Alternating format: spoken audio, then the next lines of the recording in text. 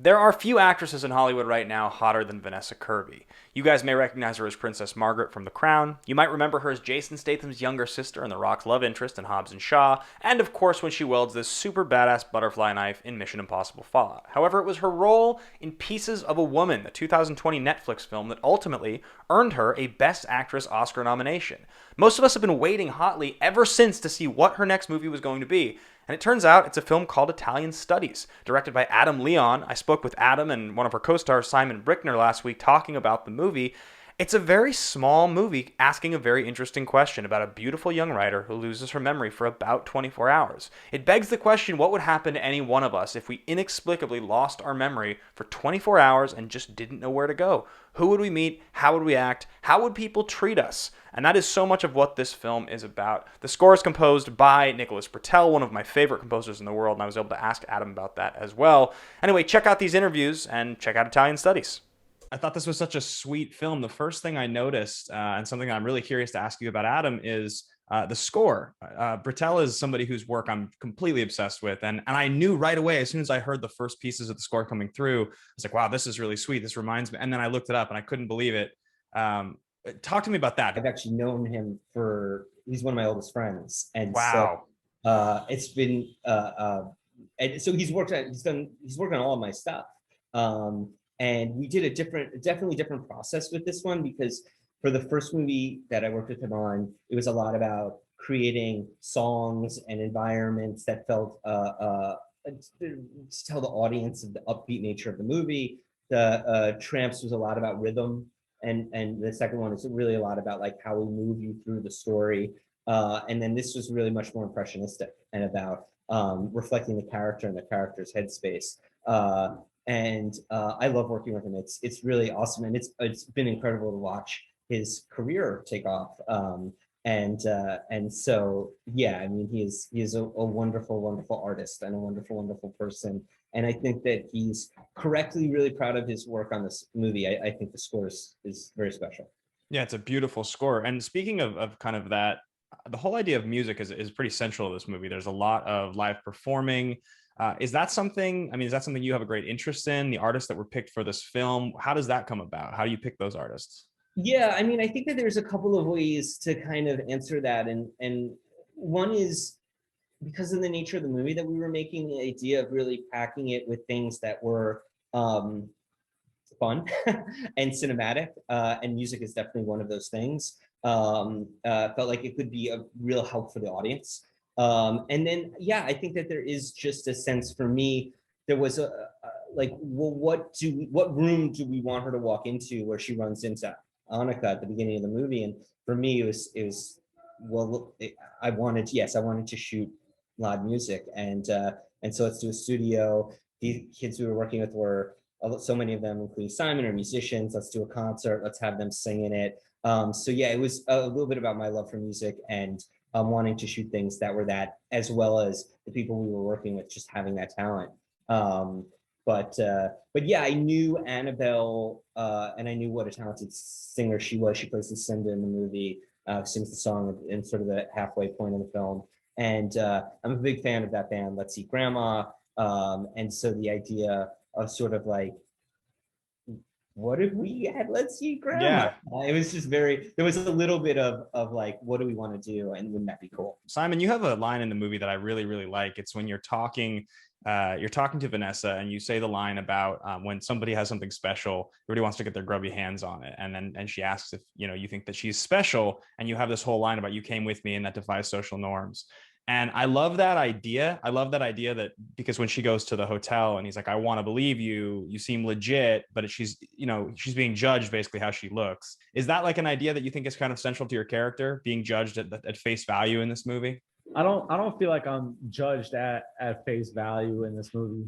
I feel like Alina sees deeper into my character and what I'm about, and I feel like the other kids also appreciate my character and accept me into their social circle. So if Alina was acting in a normal manner, when I asked about the hot dog, she'd be like, "Yo, like, what the fuck are you doing? Leave me alone." Yeah, right.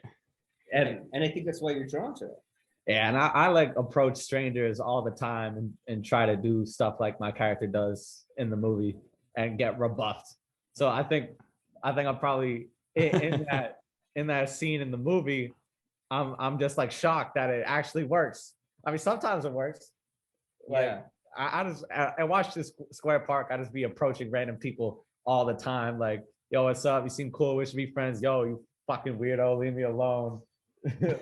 So I guess Yeah. part of me in the movie is actually happy that she accepted me because in real life I'll be doing that and get rejected all the time. So Yeah, I think that's where that came from. That scene that he's talking about. I think that came from a real place. yeah, I think it's a really sweet scene. And you know, I was thinking a lot about the way that she is treated by all the people that she interacts with in this movie. And there are themes all throughout this film about mental illness, about addiction, about poverty. I mean, early on in the film, with the character talking about addiction, it does feel like, and then like when Simon offers the weed to her and she's resistant, is there a central theme or idea dealing with addiction and sort of drug abuse in this movie that is important to the script, you think?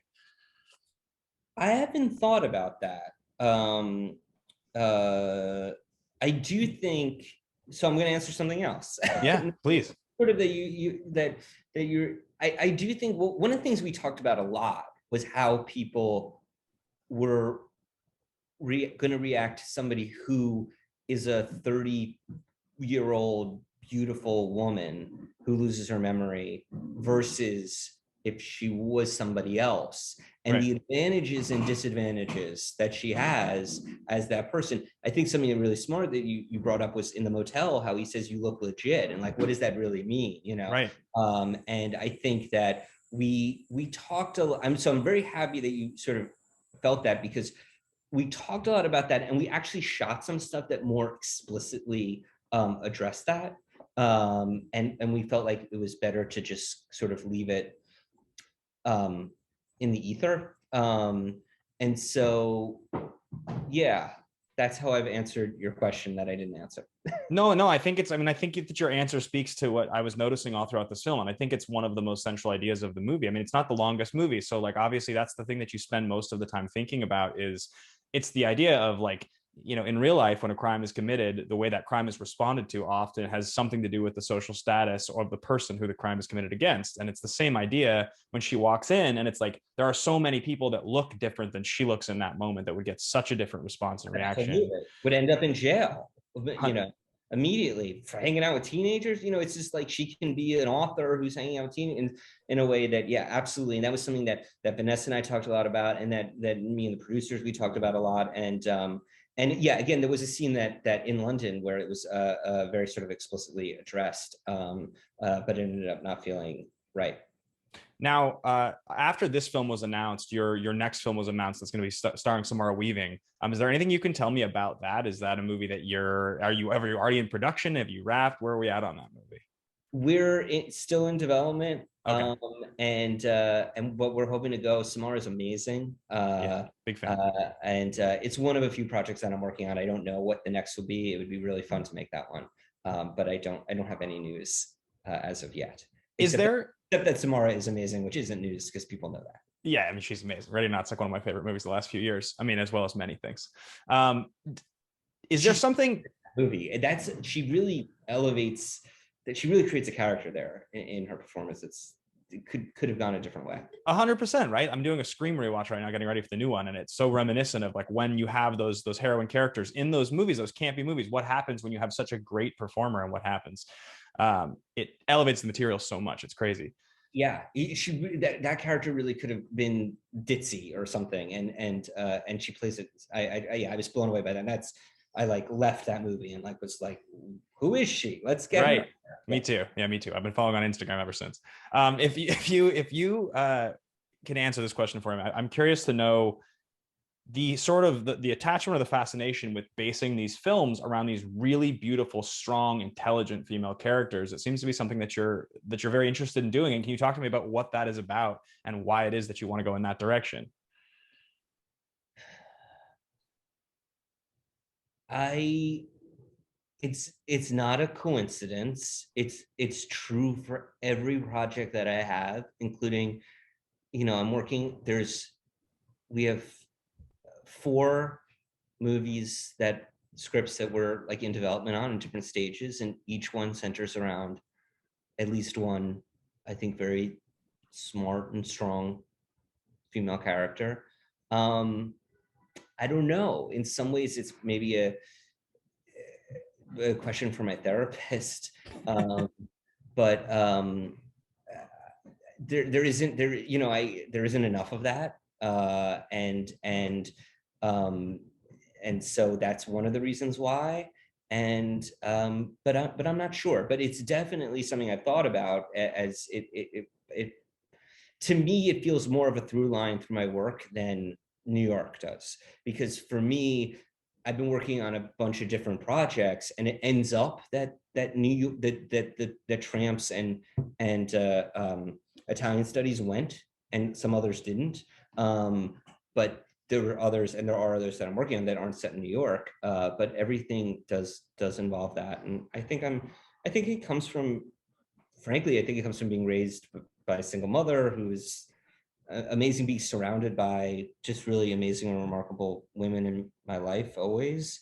And yeah, I don't know, but I don't know exactly. I love that you basically simultaneously referred to a therapist and then asked the therapist and then gave the therapist the answer at the end of the answer. It says great. Yes. That was the process of making this movie. Yeah, exactly.